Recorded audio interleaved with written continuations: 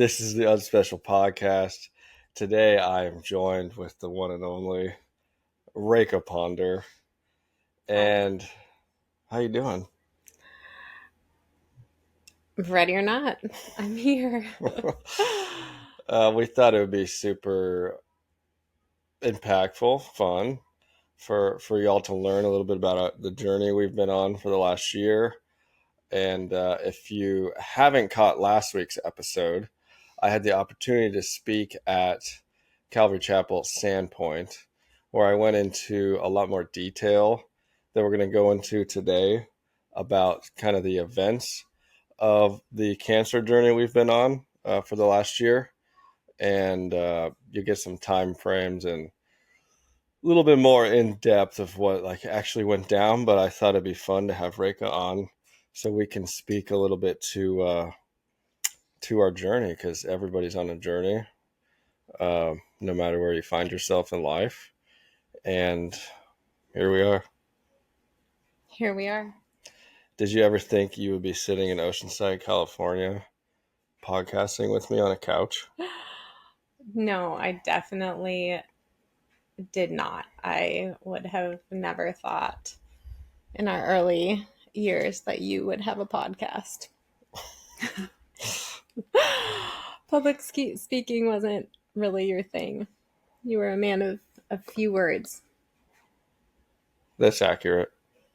Nor did I ever think that I would be sitting on a couch with cancer at 36. So life, you can't plan for it. How did you get to a point where you thought your life would look one way and it's turning out this way? How did you go through that process? I think for a while, I had been dissatisfied with how my life was going. Really, since entering motherhood, that was challenging for me. I had really high expectations for myself and for what that would look like. And for those of you who are moms listening to that, you know that hormones and sleepless nights and really high expectations are not a good combo. So I think I've been a mom now for 9 years. And so for 9 years, that was a challenge. And I just kept thinking that it was going to be some health revolution, some business that I create, some shift in our marriage, always outside of me that would bring me joy and success and contentment, the things that I was seeking. And I think that really took this summer, like learning that I have cancer and that my healing is not guaranteed. I fought that for a long time, and I held on to hope that I heard about other people sharing about guarantees of healing. And I realized that while I do believe absolutely in healing, and that is what I'm doing every day, I have a different type of peace now. I think my hope transcends beyond today, beyond these next few years. And I know that my time is now. My time is now to live. I don't know if that makes sense to anybody or if that answers your question, but that's where I'm at. It's a great answer. Thank you. a little bit of context without getting too much into the weeds. August 27th, 2024, Reka was diagnosed with cancer at 25 weeks pregnant with our fourth child. Mm-hmm. He stayed in for 4 weeks, and then he came out, spent 9 weeks in the NICU. We were in the hospital for 40 plus days. So we saw our other 3 kids not, maybe twice a week. You didn't see them even that much. I think maybe twice in the 40 days. We didn't have them come down to the hospital too much. Just, it was a lot for them. Mm-hmm. And then, came home, Big Jack went back to the hospital, and And during my stay in the hospital, I experienced excruciating pain. I was bedridden the whole time. I lost function of certain internal body parts, had multiple surgeries, started chemotherapy while I was pregnant, faced emergency procedures, two of them, and yeah, won't go into more details, but it was it an was experience horrible. I would never hope on anybody. Yeah, and from there, you went through all the chemo, all the radiation, maxed it all out. Surgery was proposed. We declined, went to Mexico, hoped for Mm-hmm. cancer. Did 3 weeks there. That's where everything shifted and changed for the better. Um, can't say enough about that place. Mm-hmm. And then went on a 3 month home program. We went back to Idaho, where our home is, and It ap- was yeah, really just the summer that we needed. nature paradise. Togetherness. And though I didn't necessarily focus on the health, on my health and body physically the way that I had expected, I leaned into nature and just had so much joy with the kids, and my body responded. Uh, I was able to go blueberry picking with the kids and play baseball when months before I had to relearn how to walk. So that was so incredible. So all that to say, we're still here. We're still in the journey. We're still in the fight. It seems like a lot of days it is just a mental battle to get to the next day, to be honest. Um, how have you made it through the last year? Oh gosh, I thought you were going to ask how have I made it through the last week. Um, We're going deep. the last year.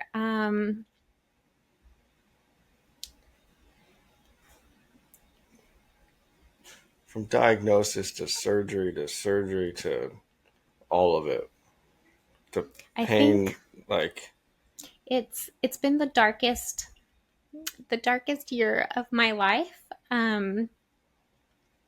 In terms of physically and emotionally, and feeling so helpless and being forced into surrender.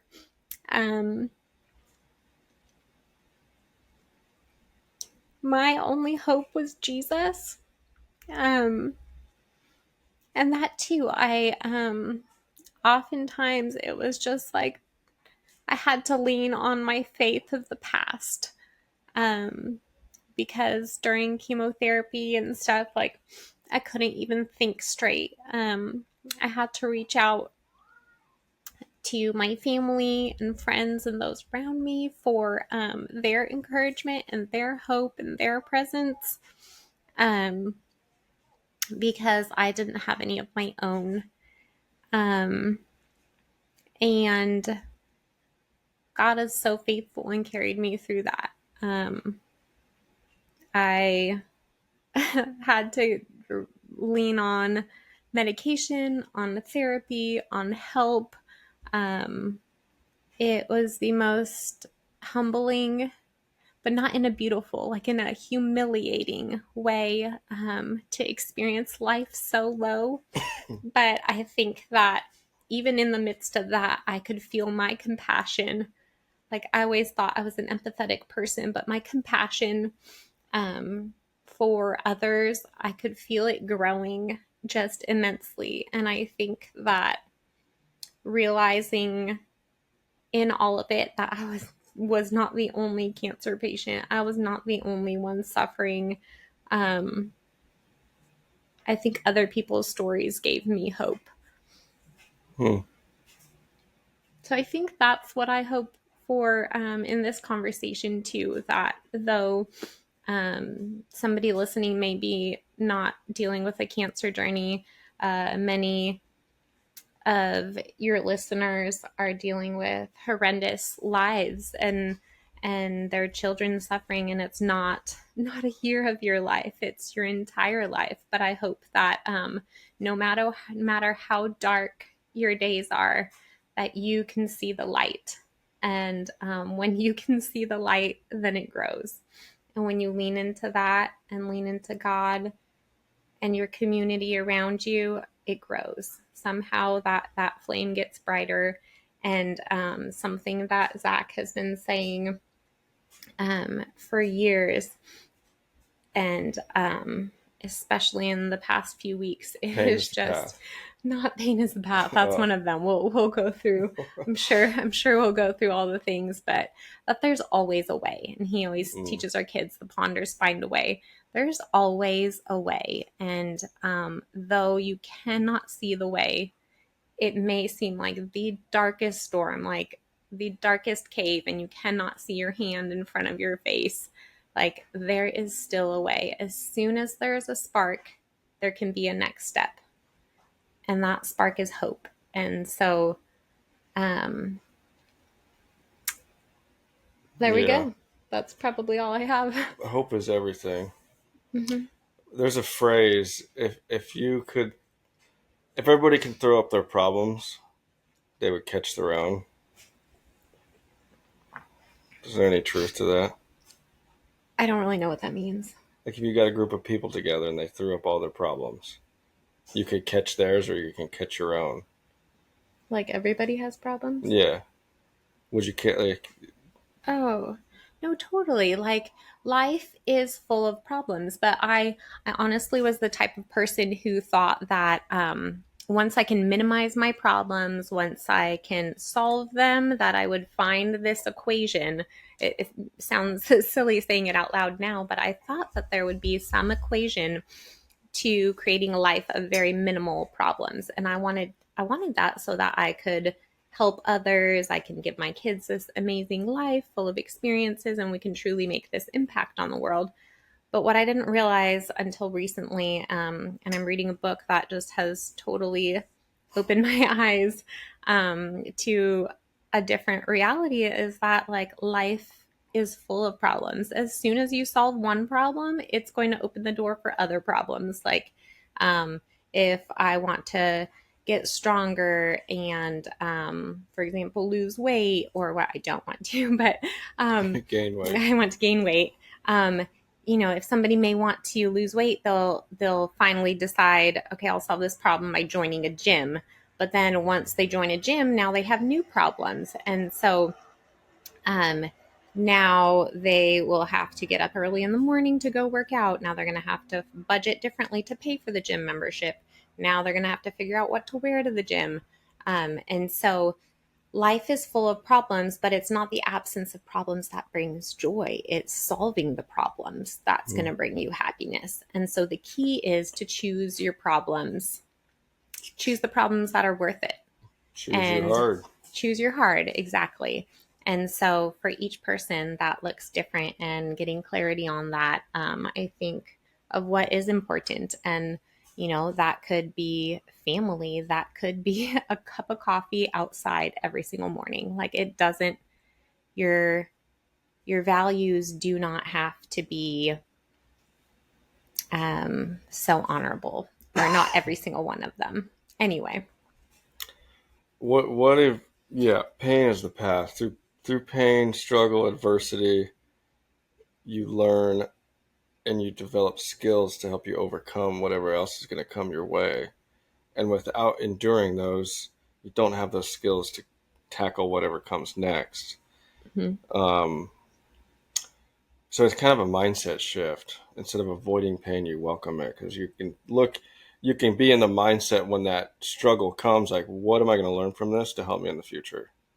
It's kind of going from a victim mindset to a victor mindset. Have you found yourself? How have you battled both mindsets? Because obviously we're still like figuring all this out. Some days are not fun, and other days are great. I'd say we have more good days than bad days. I don't know. Mhm. I mean, I don't really keep score, but Uh, how have you juggled like both of those? And then when you get into that victim mindset, what gets you out of it? Mm. I think it's like realizing that there are victims. Like life happens to you many times, but you don't control what happens in life, but you choose how you respond. And so, for the people that truly are victimized, there are terrible, terrible evils in this world that people didn't choose. But, like, uh, while you may have not caused it, your life is always your responsibility. How you respond, and I'm not saying you, but like I have come to realize that how I respond, years past, I would just be like, well, I can't. There is no way. And you would say, begin to teach the kids, and through this journey, it's sunk in. There is a way. There's always a way. A micro shift, the smallest thing can change a perspective, can change a slight habit that you do, and it can trigger joy and bring progress. But I think that, yeah, realizing that though I did not choose to have cancer, I had some level of responsibility in why I got cancer. Um, but that does not even matter. It's how I choose to respond now. And same with our kids and their struggles that they may be going through. Though it may not have been my fault what happened, or where we are today, it is my responsibility now as their mother, to decide to be a part of the decisions of what is to come now. Hmm. What about the whole? I just want to point out that this light is really shifting, and so I'm going to sit up a little. What? How do you think this is happening for you or for us? Um, I well, um, I just want to clarify that when we say the words, how is this happening for us? It doesn't mean that we like it. It Oh. doesn't mean that it's fun. It doesn't mean that it's easy. However, as I spend time getting clarity on what is important to me, and um, realizing that my reality is that I have more probability now of not living as long as I once thought. I have more odds against me for that. I realize that looking back to before I was sick, I was not making the type of impact and not living in a way that I hoped to. And so I actually thought about that today when I was reflecting earlier. And this cancer journey feels like,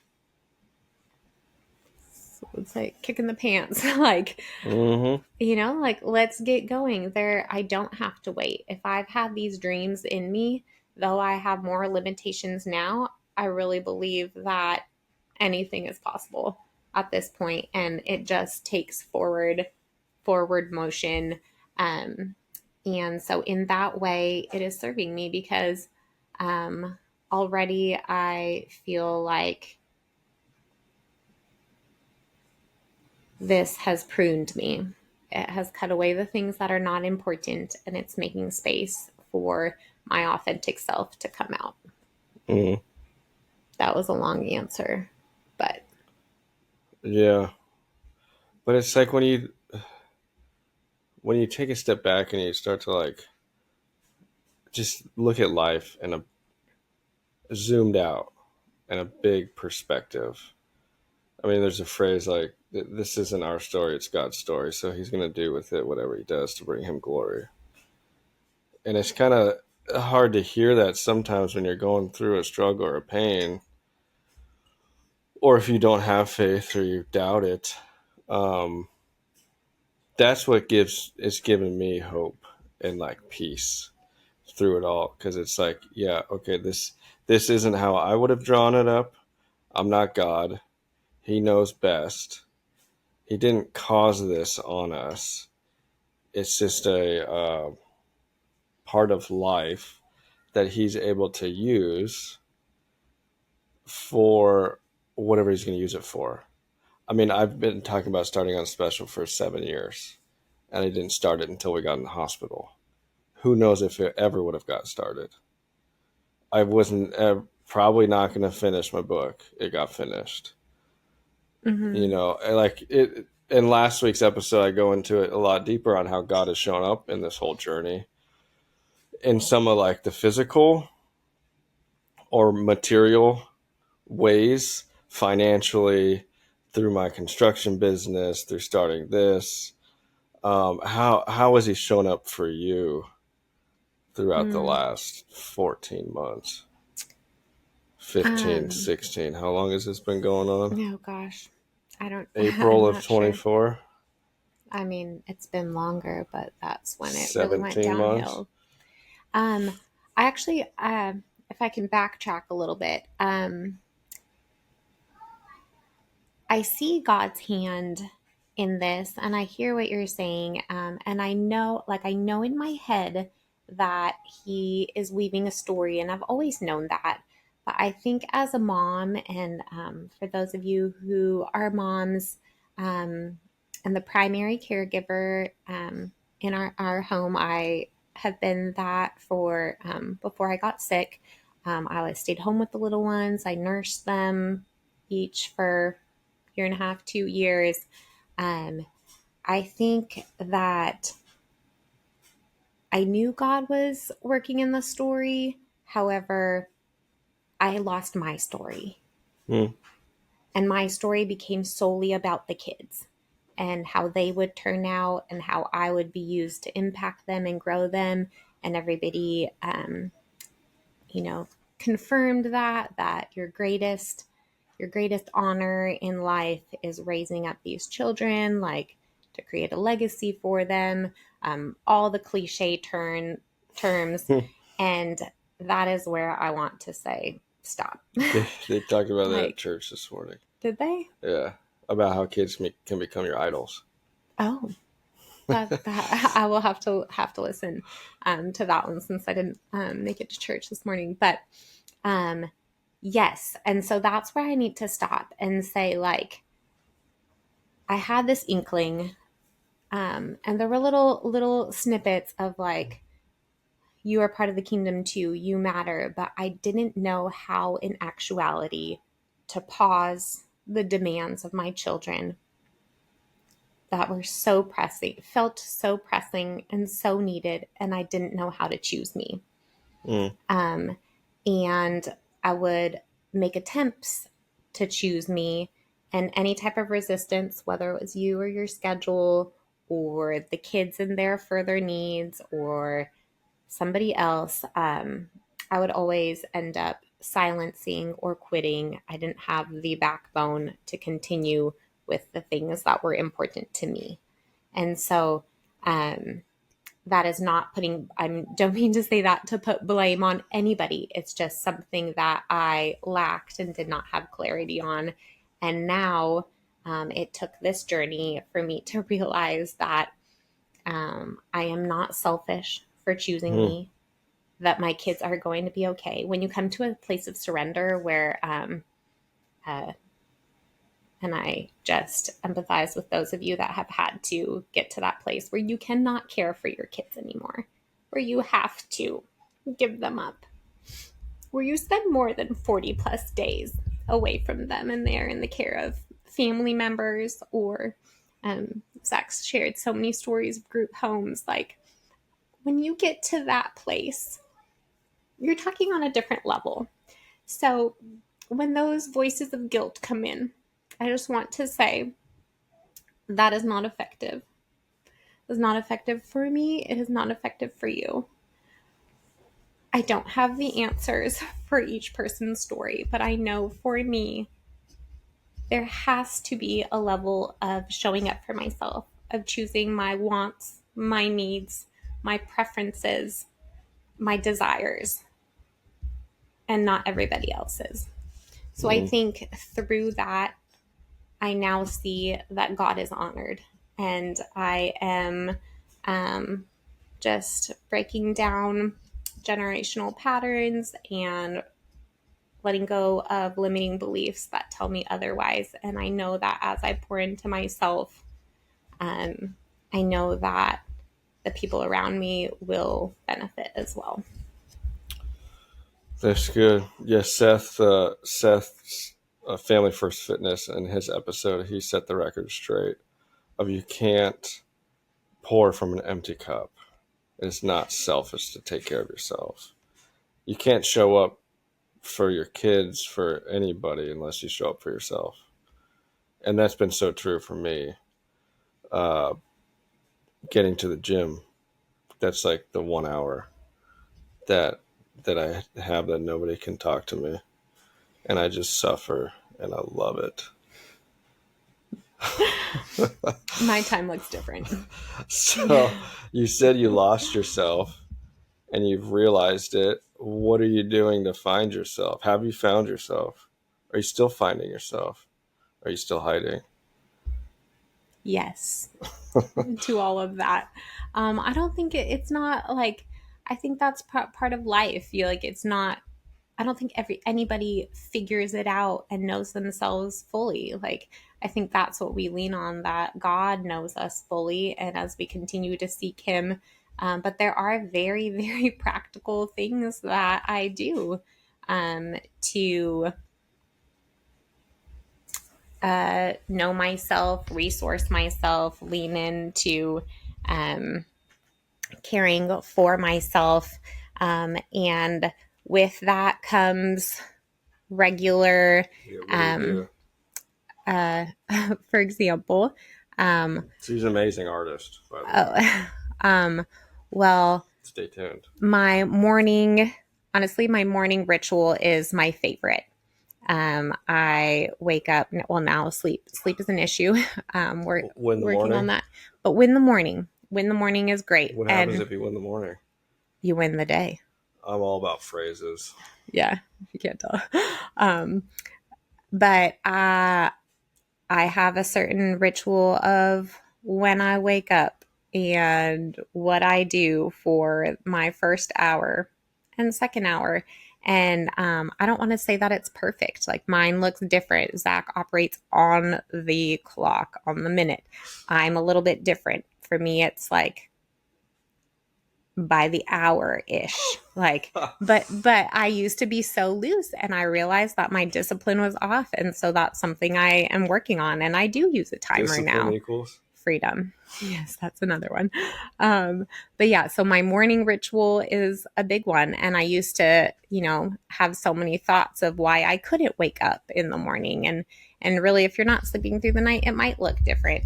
I'm yeah. not sleeping very well either, but if I'm awake, then there we go. 5 o'clock, I get going. So, time outside in nature.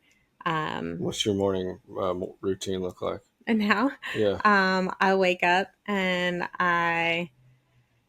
when I wake up, can be very different, but basically between 5:15, I'm out of bed, Yep. and I head downstairs. Baby's asleep. Baby's Hopefully. asleep, hopefully. I'm already gone.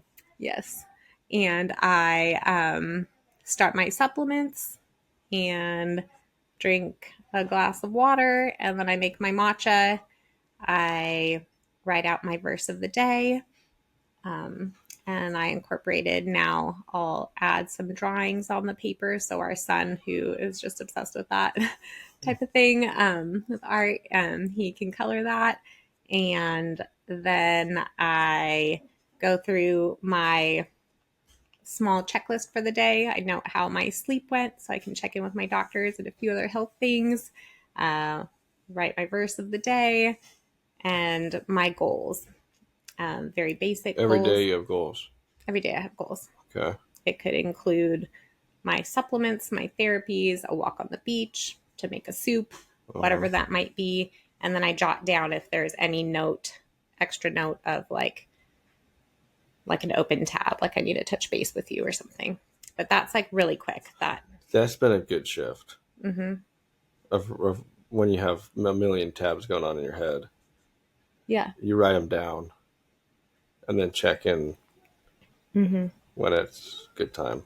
Yeah. I mean, I have so many shifts that I've made, but I won't go into that. But after that, um, it's and I drink my matcha while I'm doing the verses and um, the drawing and going through my list.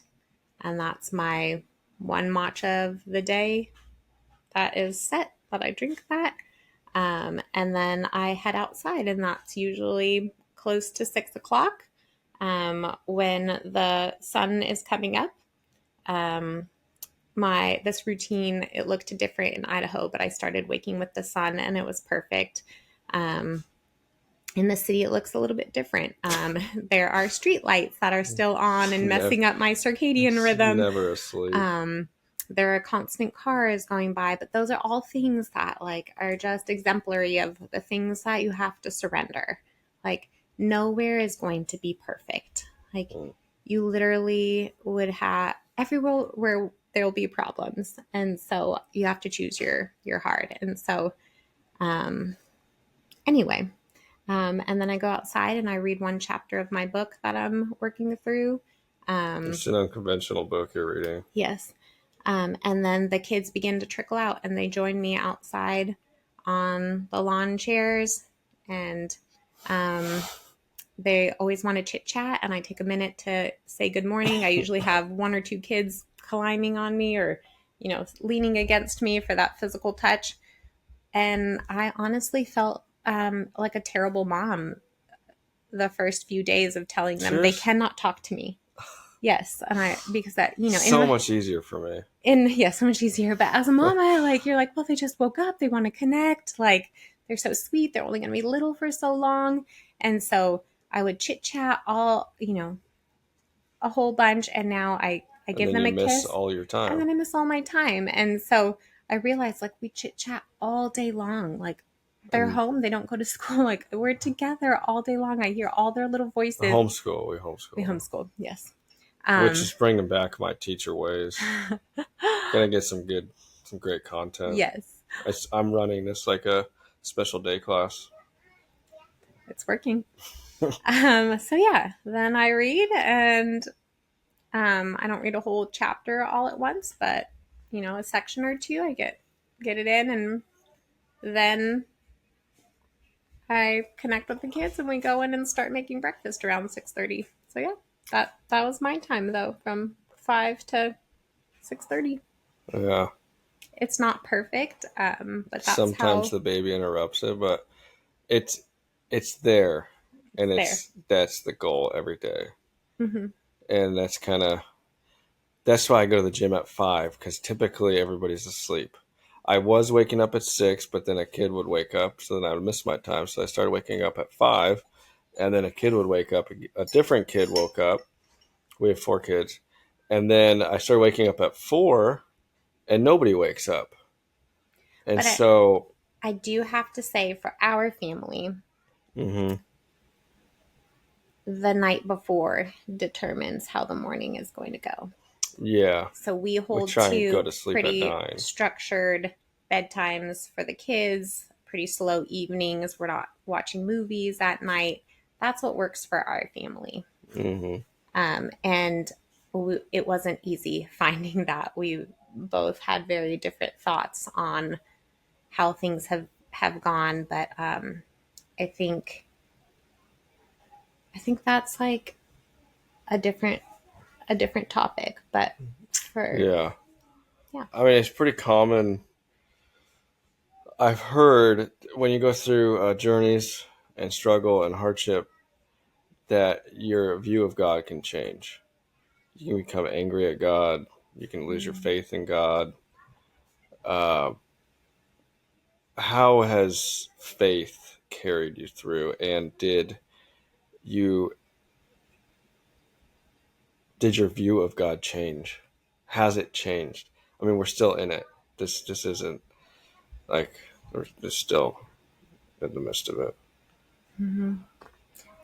Um, I don't think my view of God has changed. I think um, I have come to acceptance that my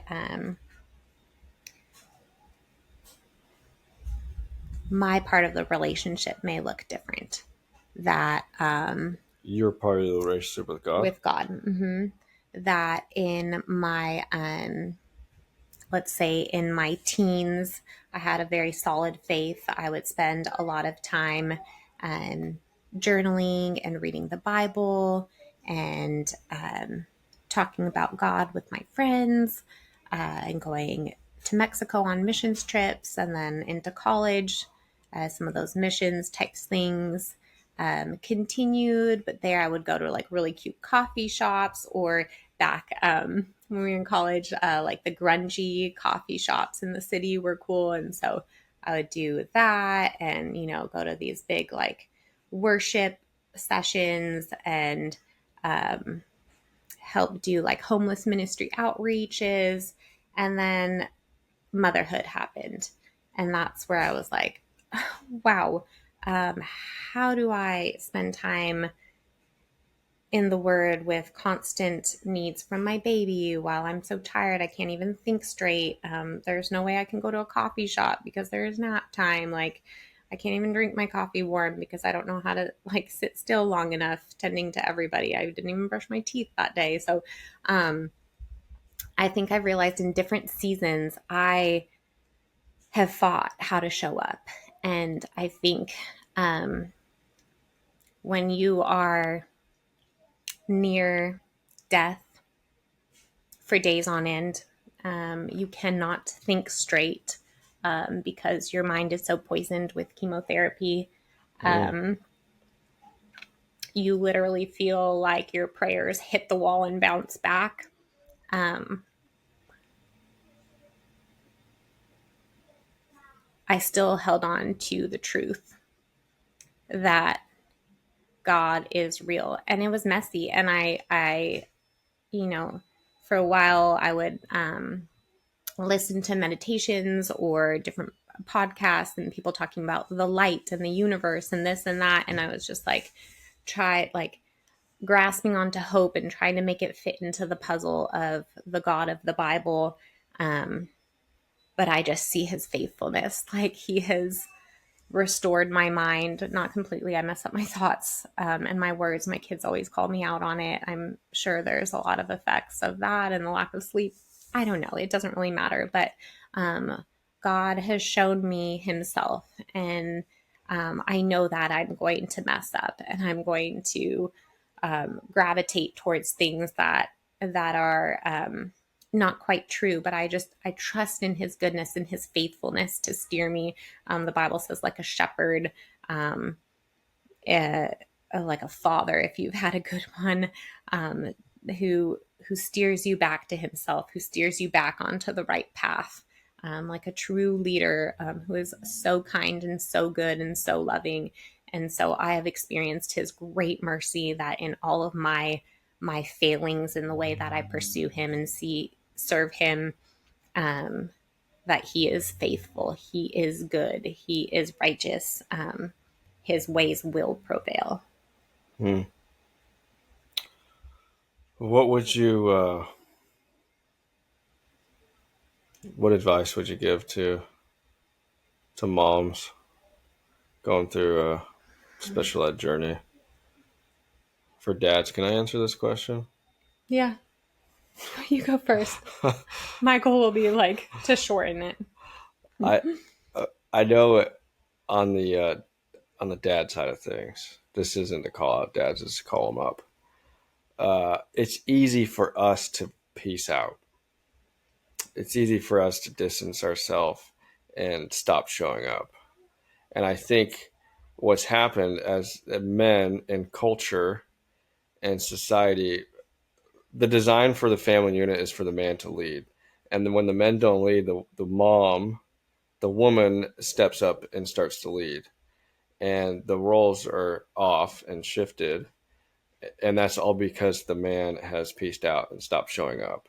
And when you're going through journey, a hardship, extended hardship, you have to just keep showing up at whatever capacity you're showing up. And it all starts with making sure you're taking care of yourself. You have the right people around you to push you to keep showing up. And that's the only option. There's no other way. And for me in the last year, yeah, I've shown up not always effectively, not always 100%. Sometimes I haven't shown up. Um, but I know those moments, and I wake up the next day and try and change it. So that's what I would say to the dads. What about the moms? Yeah. Um, And we do just want to point out, like, obviously, we're not trying to compare our journey to yours at all. It's just I've gotten some questions on, like, oh, what's it like on your end? Like, what's your journey all about? I've posted about it, I've shared about it, um, and we know all journeys are different, even from one autistic kid to the next. Like, everyone's family and everyone's going through something different. And I think if we all show up with grace and the reality that not everyone's doing the same deal, would really help, especially the autistic community, because there's a lot of tension for sure, from the profound side to the higher functioning side. um, yeah. I'm so thankful for your perspective. I hope that reaches some men, some dads out there, some husbands.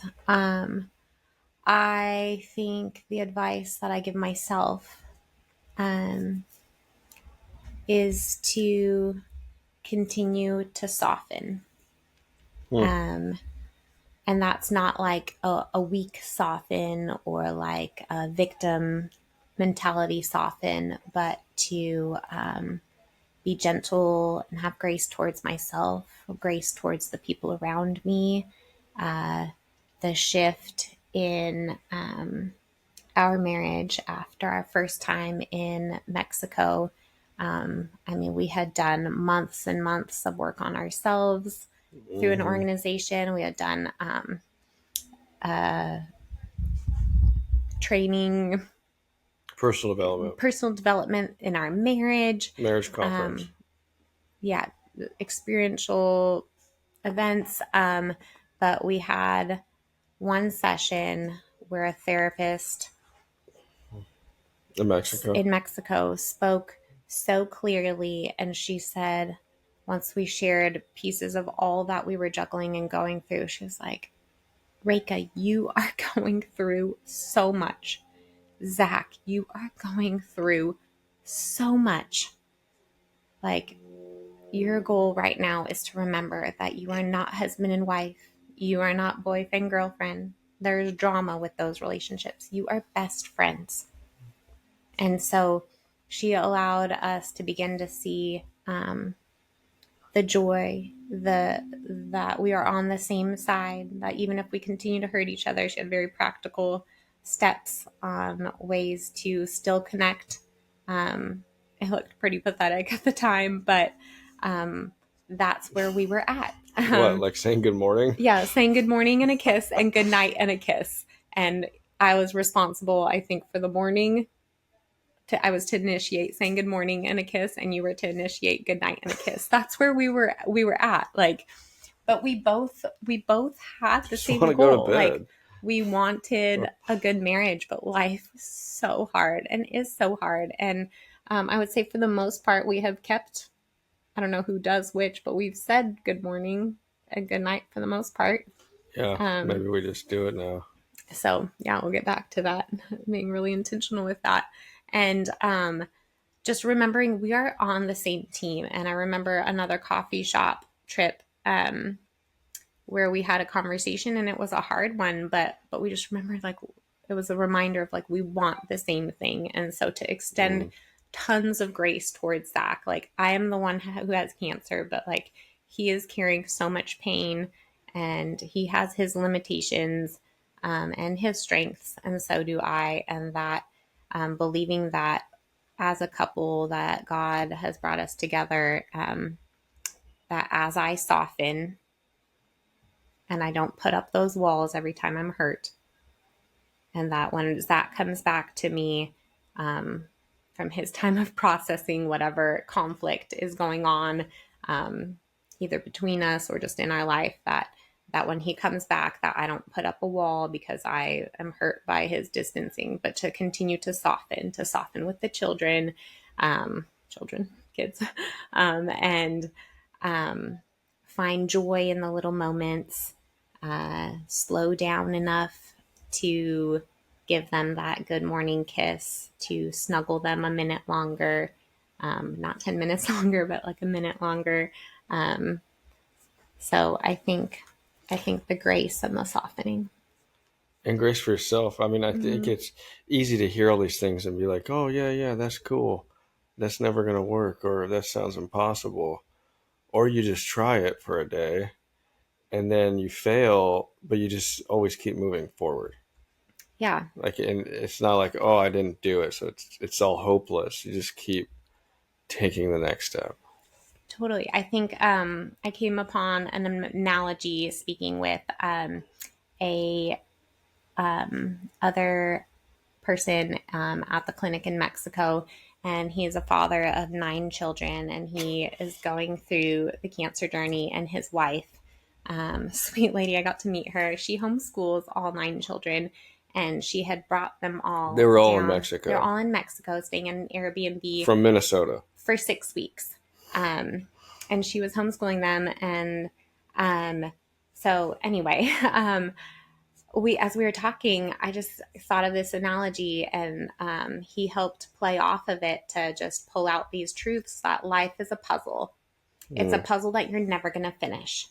But the goal is to keep laying the puzzles day after day. Some days you might lay 10 pieces, some days you might not lay any. hmm Some days you're going to spend half the day rotating the piece, trying to make it fit, and it doesn't. Other days the pieces will fit smoothly, but that, like, you accept each day as it is, even the days that you don't lay the puzzle piece, or days that you don't lay, but then you go back and you begin laying the puzzle pieces. And so, um, I don't know if that resonates with anybody.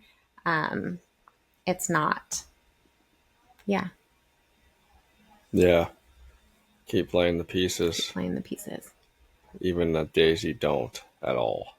Yeah. Even those days when you're like, you're just trying to get to the bedtime. Mm-hmm. We've had so many of those days. And I Yeah. always wake up the next day, give it my all at the gym, and then I just tell myself, just keep moving forward. Mm-hmm. There's so many days you want to quit Mm-hmm. and give up.